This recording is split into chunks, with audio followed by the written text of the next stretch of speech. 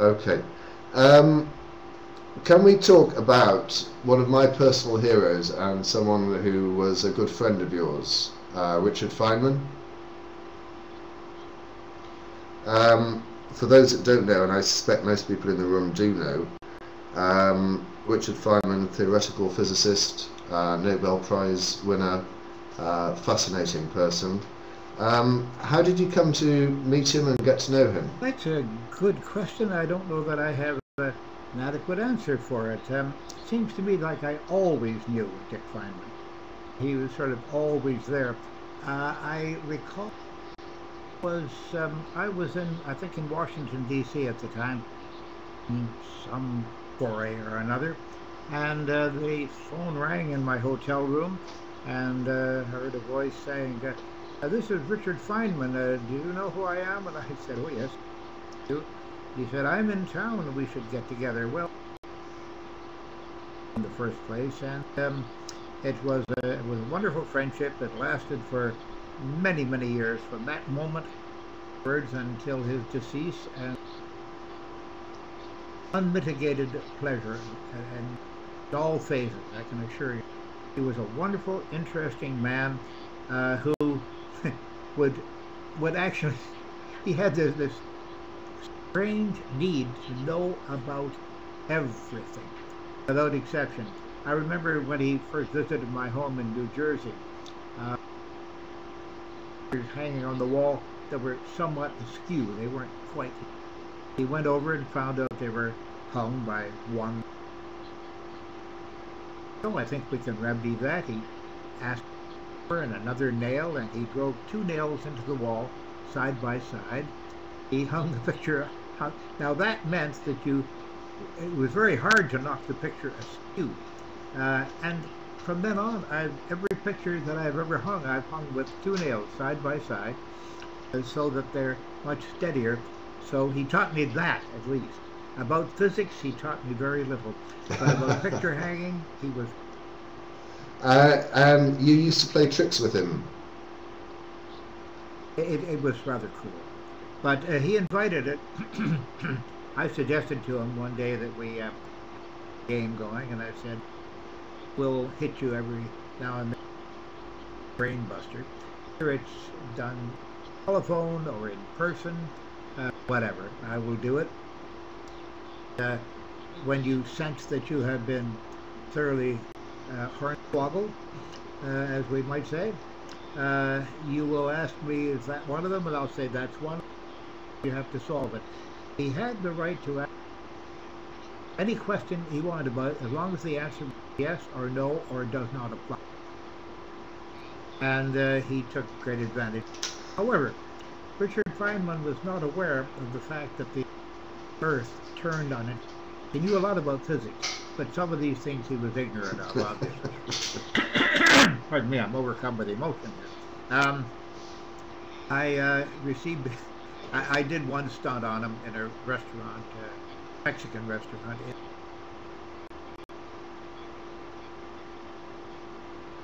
He set out to try to figure it out. Now, I must add that he asked those questions. I gave him always the correct answer, and he never failed to solve one of them. It sometimes took weeks, and he would, in this particular one, he called me up 3 o'clock in the morning, and I said, hello, and Dave's, "Hi, Dick Feynman. Listen, if the waiter had said, 'Why don't you sit over by the window,' would you have acceded to that?" "Dick, it's 3 o'clock in the morning."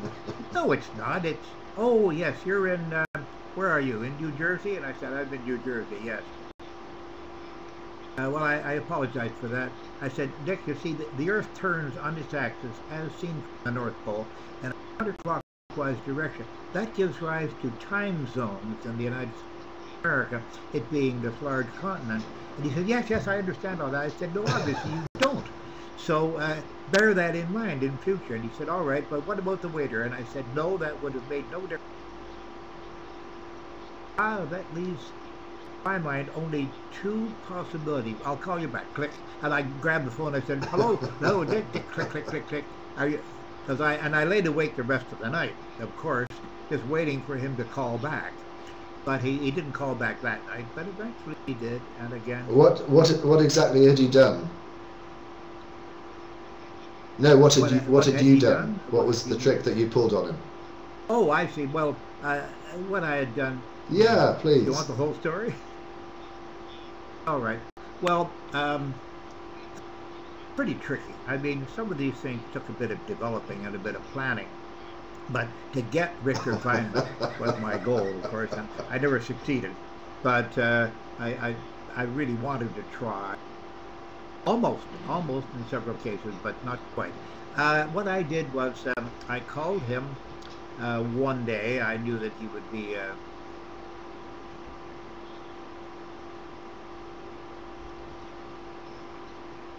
Anyway, I called him, and I said, "How about lunch?" And he said, "Oh well, I'm in a."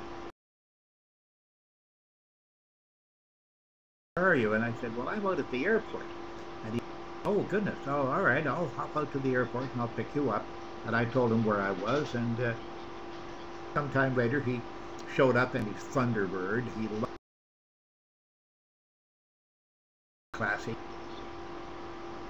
He roared up to the sidewalk, and this is in days before all this, of course. And he saw me there with my suitcase, and he helped me into the car and put the back, and we roared off. And he drove me up towards the hotel, and he said, "Where would you like to have lunch?" And I said, "What's your favorite Mexican restaurant?" He had one there that he particularly enjoyed, and he said, of course. So this is days before cell phones, and so they pulled up to the restaurant,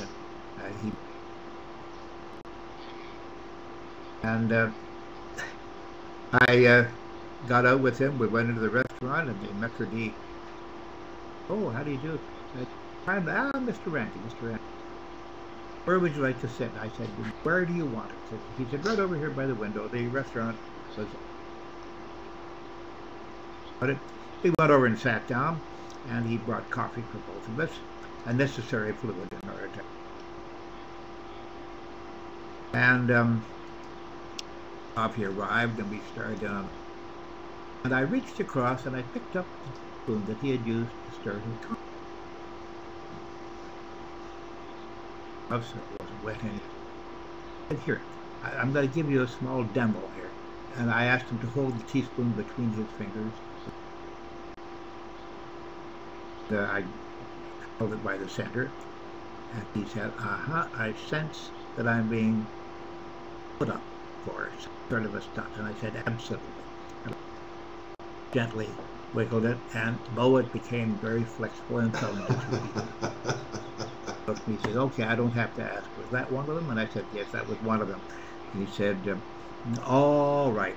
Now, what I had actually done, let me go back. I had been in Los Angeles the day before. I had repacked my suitcase that gone out to the airport. Called him from the airport, knowing full well that he was just going in. And he said, "Oh, I'll pick you up at the airport as soon as my class. I'll just wait here then if you don't mind." No. The class took place. He jumped into the car. Now, he thought I was just arriving at the airport. Remember that. And threw the suitcase into the back. Now, I made sure that it was loaded. You see, I didn't want an empty suitcase. And so I played it very carefully, being the deceptive. And threw it into the back of the car, drove off, and got up to the near the campus, and suggesting the restaurant and whatnot. Well, he went along with that. We walked into the restaurant. There was hardly anybody around. The maitre d' I had visited the day before, you see. I had said, "Now, Dick Feynman will be coming in for lunch with us." And I said, "You relish." Great. A Nobel Prize winner, and I'm going to try to fool him. Yes, indeed, you can help. So I gave him a prepared spoon, one that had already been partially cracked. Uri Geller will never forgive you. Do it. Oh, I gave it away. And so he had, yeah, that's very true. Who? I never heard of him. In any case, that's where he seated Feynman and Feynman with his back. And Brandon has now picked it up. Thank you, Brandon. And so he was all set up for it, and the spoon broke. And that's how the thing was set up, you see. So he started to ask me questions.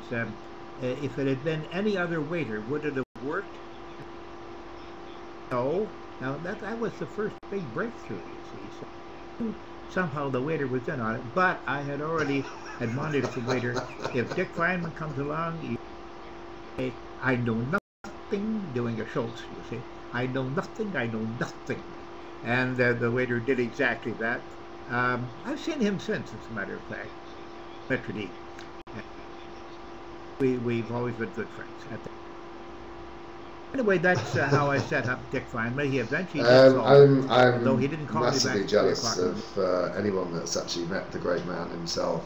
He's a hero of mine. And I still read his works and books and get excited about them. I just wish I had half of his intelligence, or even a quarter of it.